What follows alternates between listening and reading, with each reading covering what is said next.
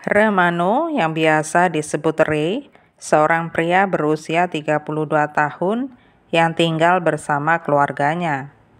Dia adalah anak sulung.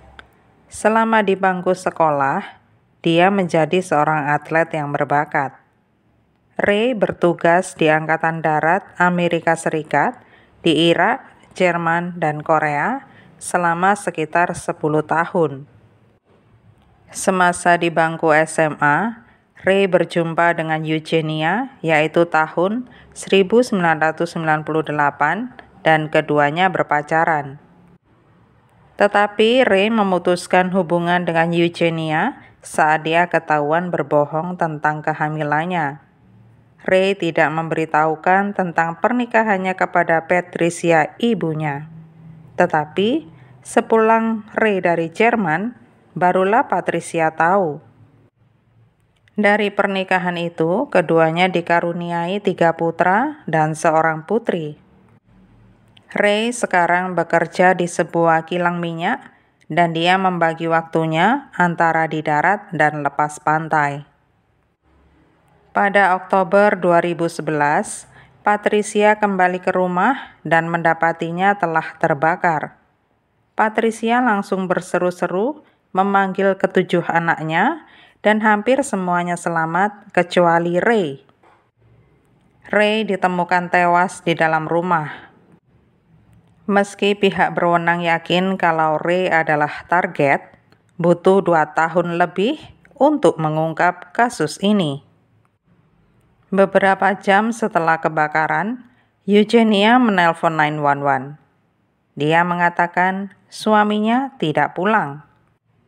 Ketika Eugenia pulang, dia mendapati mobil diparkir di jalan masuk dengan bagasi terbuka. Pintu depan rumah juga terbuka lebar dan kunci yang dibawa Ray masih menempel di pintu bagian luar.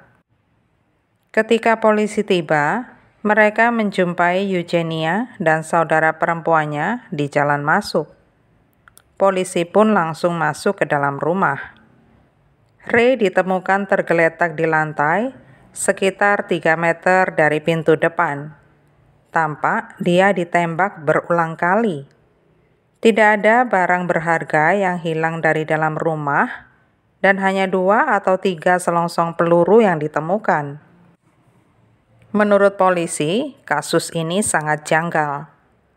Polisi dengan cepat menduga kalau itu bukan kasus perampokan. TV, video game, dan lain-lain masih ada di tempatnya dan tidak ada tanda-tanda masuk paksa. Polisi juga yakin kalau keluarga besar Ray juga bisa menjadi sasaran. Tetapi dugaan itu segera dikesampingkan karena diketahui kalau kebakaran di rumah itu dipicu karena korsleting di dapur. Polisi memulai penyelidikan dengan berbicara dengan Eugenia. Dia mengatakan kepada polisi bahwa Ray bekerja di sebuah kilang minyak dan sudah 2 minggu belum pulang. Eugenia mengatakan bahwa beberapa minggu sebelum pembunuhan Ray dan kasus kebakaran rumah, di rumahnya sendiri terjadi kasus perampokan. Karenanya Eugenia tinggal bersama saudara perempuannya saat Ray masih bertugas. Eugenia juga sudah membuat laporan tentang perampokan itu, tetapi dia tidak menyebutkan kalau satu-satunya barang yang hilang adalah pistol Ray. Pistol yang hilang sama persis dengan senjata yang dipakai untuk membunuh Ray. Eugenia menyatakan seharian dia berusaha menghubungi Ray, tetapi tidak ada jawaban.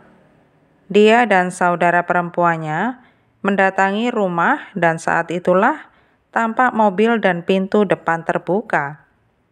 Saat itu polisi tidak menaruh curiga apapun kepada Eugenia.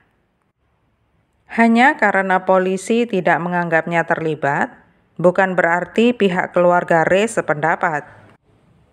Eugenia benar-benar santai tanpa emosi dan tampaknya tidak peduli dengan apa yang menimpa Ray, suaminya. Pada Agustus 2011, hanya beberapa bulan sebelum terjadinya pembunuhan itu, Eugenia berselingkuh dari Ray dan berkencan dengan seorang pria bernama Alex. Alex bahkan sudah memperkenalkan Eugenia kepada ibunya, Gloria. Ketika mereka berbincang-bincang, Eugenia mengatakan kalau dia sudah menikah tetapi akan segera bercerai. Kata Eugenia kepada Alex dan ibunya, Ray sering memukulinya, tetapi dia harus tetap bertahan demi anak-anaknya. Beberapa minggu setelah Ray terbunuh, Eugenia menghilang. Dia bersama anak-anaknya pindah ke Mississippi untuk tinggal bersama Alex. Ada informasi juga kalau Eugenia berselingkuh dengan pria lain lagi. Salah satu dari pria-pria kekasihnya ini adalah saudara ipar Ray. Dia sedang dipenjara di daerah Alabama saat dia menelpon polisi untuk memberikan informasi yang dia miliki. Dia memberitahu polisi kalau Eugenia beberapa kali mengatakan kepadanya kalau dia sedang mencari pembunuh bayaran untuk menghabisi Ray. Dia hanya menganggap Eugenia sedang tidak waras dan dia pun mengabaikannya. Sang ipar dicoret dari daftar tersangka karena dia sedang berada di penjara saat itu. Polisi kehabisan petunjuk, tetapi mereka sudah mendapatkan catatan telepon Eugenia. Dalam catatan telepon itu, polisi mendapatkan nomor yang dihubungi Eugenia tepat setelah dia berbicara dengan Ray pada malam dia kembali ke rumah lalu dibunuh. Nomor telepon dilacak kembali ke telepon umum. Saat telepon diaktifkan, sang penelpon yang adalah seorang pria menuliskan namanya Frank. Ada 4 pria lain yang ditanya tentang hubungan mereka dengan Eugenia. Mereka semua mengakui pernah menjalin hubungan dengan Eugenia, dan beberapa dari mereka bahkan memberi dia uang. Mereka dikesampingkan dari daftar tersangka karena semuanya memiliki alibi. Pada Maret 2014, 2,5 tahun sejak kejadian pembunuhan itu, polisi mendapat telepon dari seorang pria. Dia mengatakan punya informasi terkait pembunuhan Ray dan dia tahu siapa yang menarik pelatuknya. Pria itu meminta polisi menemuinya di sebuah toko serba ada di Biloxi. Dia membiarkan seorang pria asing tinggal bersamanya saat pria ini bermasalah dengan pacarnya. Dia mengatakan bahwa suatu malam saat mereka minum-minum, pria ini menjadi sangat mabuk dan bilang baru saja membunuh Ray. Pacarnya ini akan mendapat uang asuransi yang besar kalau Ray meninggal. Dia juga mengatakan kalau pria itu sampai mengosongkan isi pistolnya. Pria asing ini diidentifikasi sebagai Alex, pacar Eugenia. Pada 26 Maret 2014, Alex ditahan. Ibu Alex bahkan menyuruh dia untuk mengatakan yang sebenarnya. Alex mengatakan Eugenia ingin agar dia menolongnya terlepas dari Ray yang hendak membunuhnya. Eugenia selalu mengulang-ulang permintaannya ini sampai akhirnya Alex setuju. Pada 11 Oktober, di malam pembunuhan, Eugenia membawa Alex ke dalam rumah untuk menunggu Ray. Alex menunggu di lorong, dan ketika Ray masuk, Alex menembaknya sampai pelurunya habis.